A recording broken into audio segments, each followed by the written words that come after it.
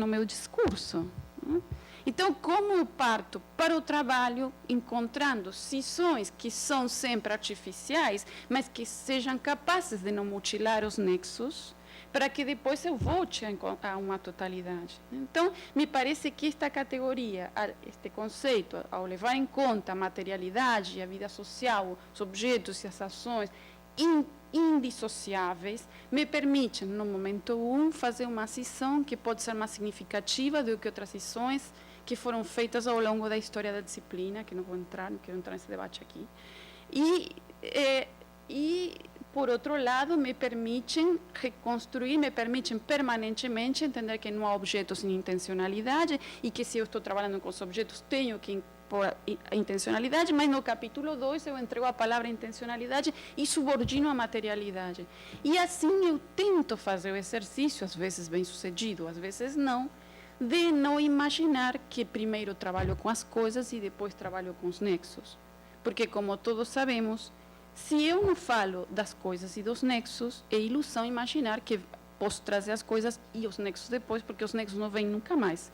Porque os nexos são os nexos das coisas que eu estou explicando, né? Então, me parece que, nesse sentido, o relacional que você sublinha é uma coisa fundamental para entender essas práticas de poder, né? Como você falou, quer dizer, Foucault, enfim, as práticas, né? A preocupação do Foucault, não com a teoria do poder, mas com as práticas de poder, certamente acho que isso está na minha leitura de Milton. Bom, não foi só leitura, trabalhei com ele, não? Mas na minha leitura da obra dele, isso está presente, tão presente que eu acho que a outra sinonímia que ele traça mostra isso muito bem, quer dizer, território usado, sinônimo de espaço geográfico, sinônimo de espaço banal. O que o espaço banal tem de diferente da outra coisa? Só dá uma outra ênfase, e a ênfase é dizer que há agentes que têm poder incomparável, mas que o espaço é constituído desses todos juntos, onde nós temos permanentemente jogo de conflitos, disputas, redefinição das subordinações, que eu acho que a teoria dos circuitos, nesta outra preocupação mais focada, nos permite mostrar. Então, creio eu que quando falamos de território usado, está entrando não só o Estado, mas estão entrando as empresas, que era a grande preocupação dele, como vocês sabem, nos últimos textos, por uma outra globalização, sobretudo, de mostrar que as empresas fazem política, né? Então, nestas práticas de poder, eu acho que é fundamental, de novo, deixar cisões que não nos ajudam a avançar, como uma de espaço político, espaço econômico, e fazer de todas essas uma, onde eu vejo esse poder, que é ora político, ora econômico, e tudo isso nessa matriz da vida social, como ele próprio diz, que é o território usado. Então, me parece que ele é relacional, como você diz, e é uma noção profundamente histórica. Por isso, carece de permanente necessidade de atualização, né? Então, eu acho que é um pouco isso o que eu poderia comentar nesse momento, né? João, eu agradeço muito esse convite. Eu acho que aqui posso partir, talvez, de uma presunção que não foi, que eu deveria ter explicitado no início, que é que a inspiração para esta teorização que eu modestamente busco fazer é a América Latina. Então, eu parto das pesquisas, das leituras, que são universais, claro, mas das pesquisas que são localizadas. Então, eu me sinto que eu só posso falar daquilo que pesquiso, e a minha pesquisa tem sido fundamentalmente no Brasil e na Argentina, mas também algumas outras realidades latino-americanas. Então, me parece que isso precisa ser dito, né? A gente não fala só para nós, a gente tem que dizer a partir de que realidade é o insumo da nossa teorização, né? Gostei da ideia de que os estudos comparativos permitam pensar recombinações, porque confesso que tenho um certo ceticismo com a comparação, mas se a ideia é justamente pensar que estas possibilidades do mundo contemporâneo, elas se encontram arranjos diferentes nos lugares, e esses arranjos são mostrados pelas pesquisas a partir das manifestações empíricas que se tornaram mais ou menos evidentes, isto resulta significativo. E nesse sentido, eu gostaria de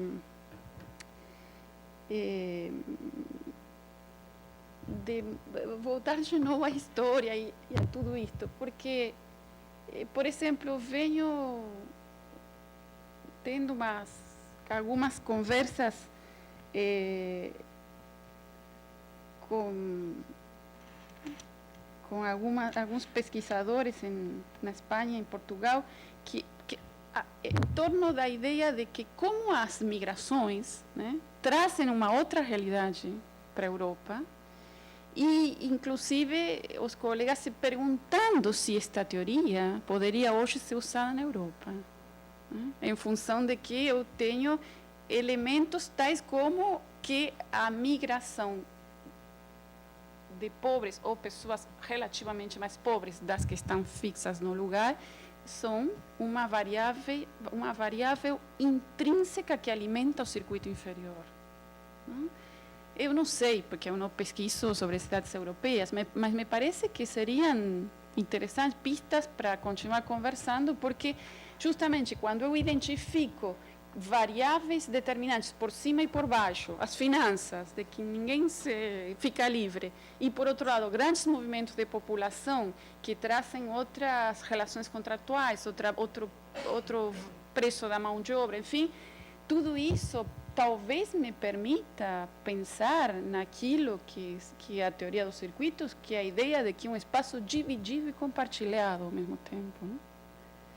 Não sei, eu acho que isso é importante, mas isso significa também, como tem sido conversado esses dias aqui, significa alguns acordos teóricos para poder saber de que estamos falando dos mesmos entes, das mesmas ontologias ou de ontologias diferentes, né? Mas eu levarei em conta isso sem dúvida. Silvana, quem tem uma pesquisa bonita sobre os circuitos. Não sei se vou conseguir retomar tudo, mas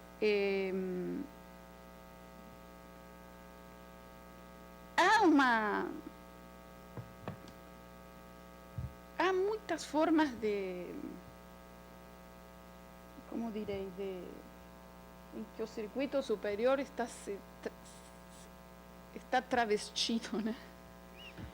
E essa é uma, né, que você mencionou, a propósito de ontem, mas que tem, inclusive, sei que tem uma tese na USP sobre esta questão por exemplo, da Nestlé e da Coca-Cola vendendo nas periferias, não? Essa capilaridade que o circuito superior propriamente dito alcança no espaço metropolitano. É um dado importante, mas é um dado que mostra mais um nexo, porque esses trabalhadores são pessoas historicamente vinculadas pela produção e pelo consumo ao circuito inferior, e agora estariam vinculadas pela produção, no sentido amplo, pelo trabalho ao circuito superior, mas o consumo continua sendo no inferior, né? Então, acho que este é um dado importante, porque são também trabalhadores sem nenhum benefício, não? Ligado ao emprego, quer dizer, tanto se fala, para ir já relacionando com a sua outra pergunta, tanto se fala da informalidade como sinônimo da pobreza, acho que estou falando fora disso, e sabemos que as grandes empresas e o Estado são fábricas de informalidade, né?